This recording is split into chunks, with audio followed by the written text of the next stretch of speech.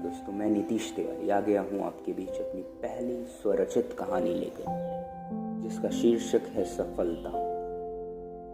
ये एक ऐसी कहानी है जो एक बच्चे के जीवन के बारे में लिखी गई है। एक ऐसा बच्चा जिसके जीवन के कुछ शुरुआती दिन संघर्ष से भरे थे।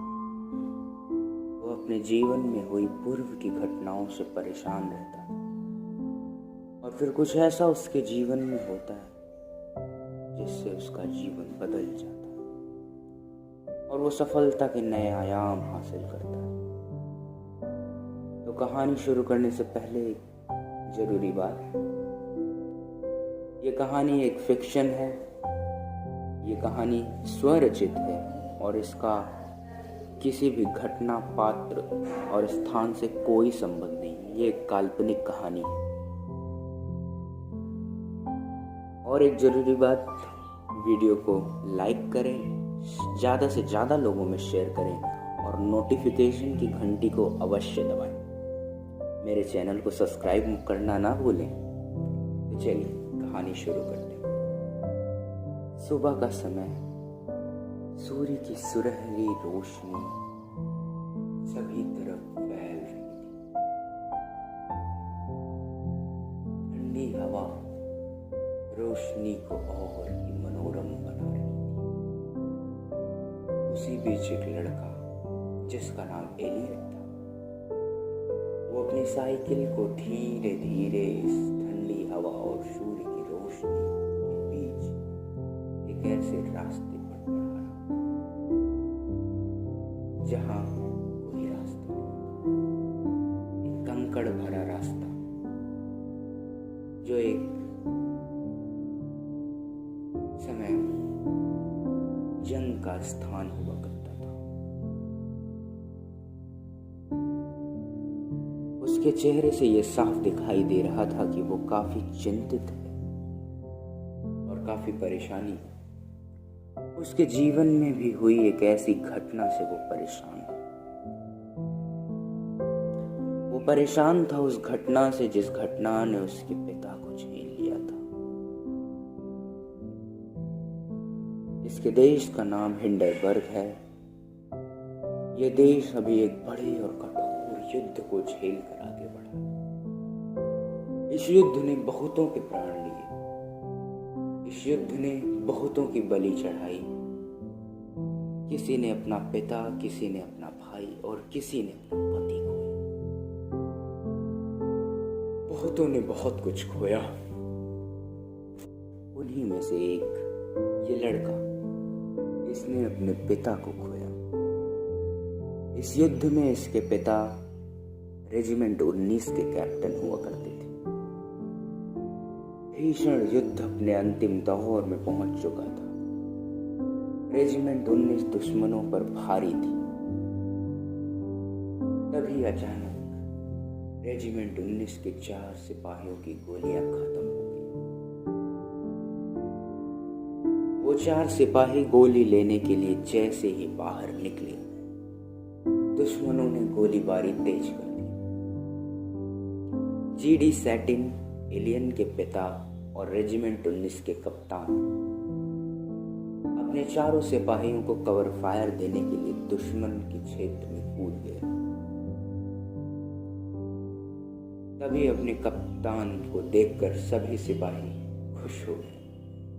कप्तान सैटिन ने उन्हें एक सुरक्षित स्थान पर जाकर छोड़ दिया, जिससे कि वो पुनः अपनी गोलियां लेकर वापस आ सके और इस युद्ध को खत्म करने में अपना योगदान दे सके। जीडी सैटिन अपने सिपाहियों को छोड़कर अपने बंकर की तरफ बढ़ रहे थे। तभी अचानक दुश्मन की तरफ से एक गोला, एक बॉम्ब उस बंकर की तरफ आकर गिरा।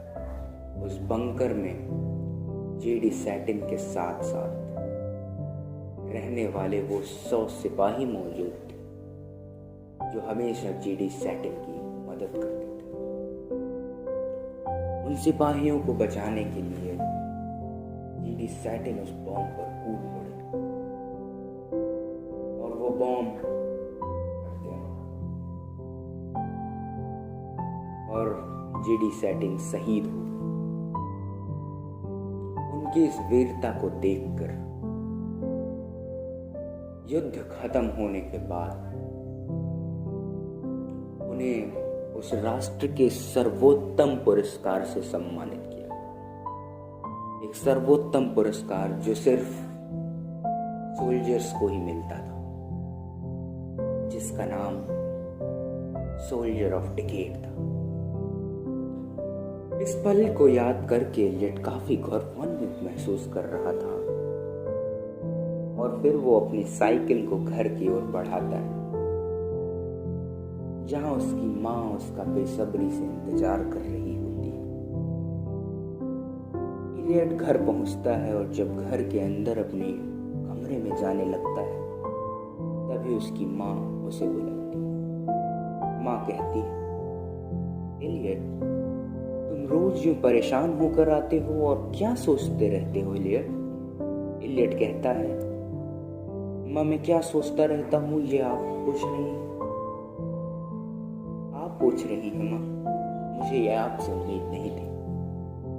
जिसने अपना पति खोया, जिसने अपना सर्वस्व इस युद्ध में निछावर कर दिया और अपने बेटे के साथ अकेले रह रही है माँ। माँ कहती है, बेटा अगर तुम अपने पिता के बारे में यूं रोज सोच कर याद करते रहोगे तो वो कभी खुश नहीं हो पाएंगे, उनकी आत्मा कभी खुश नहीं हो पाएगी। अगर तुम उन्हें खुश ही करना चाहते हो बेटा, तो कुछ ऐसा काम करो जिससे वो खुश हो, जिससे तुम्हारा देश खुश हो, जिससे ये देश तुम्हारे ऊपर गर्व करे। समझे एलियट? एलियट अपनी माँ की बातें सुनकर काफी हर्ष में था। एलियट को इस बातों ने झकझोर कर रख दिया था। एलियट ने दूसरे ही दिन कॉलेज में एडमिशन लेने का निर्णय ले लिया। Elliot Hindenburg college of sciences में एडमिशन लेने के लिए गया, जहां एलियट ने इन्वेंशन एंड साइंस डिपार्टमेंट में अपना नाम लिखवा लिया। एलियट उसी दिन अपनी पहली कक्षा में गया, जहां पर अध्यापक मौजूद नहीं थे। वह एक ऐसी खाली बेंच पे बैठा जहां एक लड़की बैठी थी जिसका नाम एलियाना था। एलियट उसे हेलो करता है और धीरे धीरे वो दोनों दोस्त हो जाते हैं। नोट शेयरिंग, एक दूसरे के साथ पढ़ना, एक दूसरे के साथ ही खुश रहना, धीरे धीरे वो दोनों एक दूसरे के लिए फीलिंग्स महसूस करने लगे थे। धीरे धीरे उनकी दोस्ती कब प्यार में बदल गई ये पता ही नहीं लगा। इन सब स्थितियों में एलियट अपनी मंजिल से दूर हो रहा था। एक दिन बैठा एलियट अपनी पिता की कुछ बातों को याद कर रहा था। एक समय उसके पिता एक ऑफिसर को डांट रहे थे। जब उसकी माँ यानी एलियट की माँ एलियट को लेकर उसके पिता के ऑफिस पहुंची। उसके पिता एक सोल्जर से कह रहे थे कि अगर तुम्हारे अंदर देश के प्रति कुछ करने की आग है तो तुम्हें कोई वस्तु, कोई चीज, कोई परिस्थिति अपने देश के प्रति उस आग को आगे बढ़ाने में नहीं रोक सकती, सिवाय तुम्हारे अंदर की कमजोरी। और ये कहकर एलियट के पिता उस सोल्जर को अपने कर्तव्य की याद दिला रहे थे। एलियट ये सारी बातें याद कर कर अच्छा महसूस करता था। एलियट इन बातों को याद कर रहा था और दूसरे ही दिन एलियट इलियाना के पास गया। उसने इलियाना को समझाया कि उसे अब सीरियस होने की जरूरत है। इलियाना एलियट की बातों को समझ जाती है और इलियाना एलियाना कहती है कि वो उसे दबाव में नहीं डाल रही, वो उसे ऐसी किसी परिस्थिति में नहीं डालना चाहती जिससे कि वो उसका जीवन प्रभावित हो। एलियाना की बातों को सुनकर एलियट प्रसन्न होता है और एलियट अपने ग्रेजुएशन में लग जाता है। कुछ सालों बाद एलियट का ग्रेजुएशन खत्म होता है और प्लेसमेंट के लिए एक रिसर्च इंस्टीट्यूट उसके स्कूल में आती है, उसके कॉलेज में आती है। एलियट उस दिन इंटरव्यू के लिए तैयार था। एलियट इंटरव्यू में बैठता है। एलियट से सवाल होते हैं। एलियट कई सवालों के जवाब देता है, पर एक ऐसा सवाल जिसका जवाब वो नहीं दे पाता और एलियट उस इंटरव्यू से बाहर हो जाता है। एलियट थोड़ा निराश तो जरूर होता है, इससे नहीं कि वो सेलेक्ट नहीं, बल्कि इससे कि वो एक सवाल का जवाब नहीं दे पाया। इन सब चीजों के बाद कुछ दिनों बाद वो अपने घर के ही एक कमरे में अपनी एक लैब सेटअप कर लेता है, जहां वो फ्यूजन मैकेनिज्म पर काम करना शुरू करता है और अगले 7 साल तक वो दुनिया से दूर अपनी उसी लैब में एकाकी एक्सपेरिमेंट करता है। फिर एक ऐसा दिन आता है जहां वो एक ऐसी वस्तु बनाने में कामयाब होता है जिसके लिए प्रयास तो बहुत हुए पर कोई बना नहीं सका। एक ऐसा न्यूक्लियर रिएक्टर जिसकी एनर्जी कभी न खत्म होने वाली थी, फ्यूजन न्यूक्लियर रिएक्टर। वो इस आविष्कार के लिए पेटेंट करवाता है और फिर उसके इस आविष्कार ने दुनिया में हड़कंप मचा दिया। टीवी, अखबारों, मैगजीन और हर खबर में बस एलियट का ही नाम था। इस आविष्कार ने हिंडनबर्ग को नई ऊंचाइयों पर लाकर खड़ा कर दिया। इस आविष्कार ने एलियट के पिता को एक नई ऊंचाइयों पर लाकर खड़ा कर दिया। हर रोज एलियट और उसके परिवार की बड़ाई होने लगी। इस आविष्कार के लिए एलियट को नोबेल प्राइज से सम्मानित किया जाता है और हिंडनबर्ग विश्व में टेक्नो हब बनकर उभरता है।